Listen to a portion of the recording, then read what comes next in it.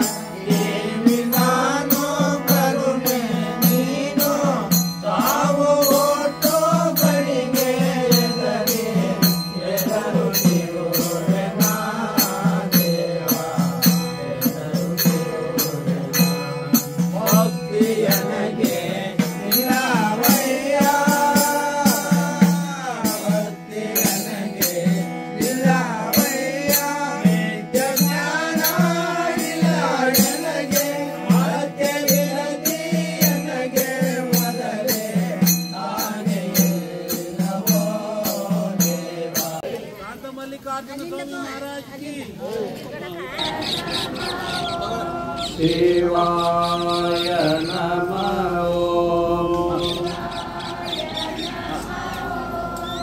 शिवाय नमः शिवाय नमः शिवाय नमः शिवाय नमः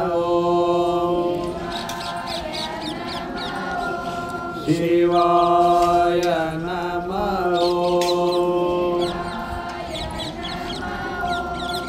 शिवाय नमः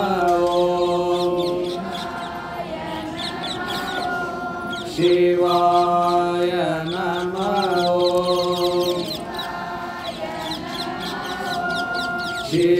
शिवाय नमः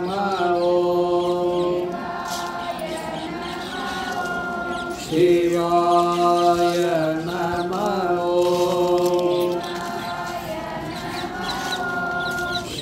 शिवाय नमः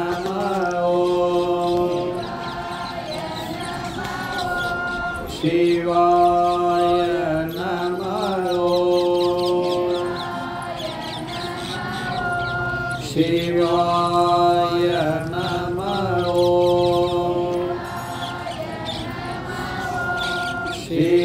शिवाय नमः शिवाय नमः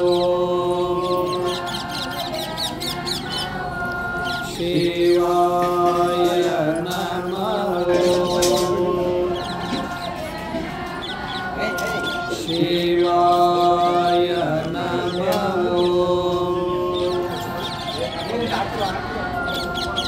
शिवाय नमः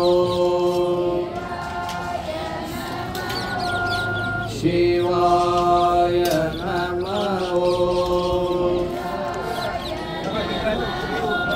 शिवाय नमः शिवाय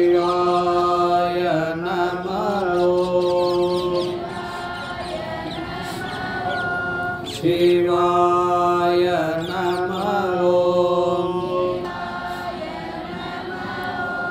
ಶಿವಾಯ ನಮಃ ಓಂ ಶಿವಾಯ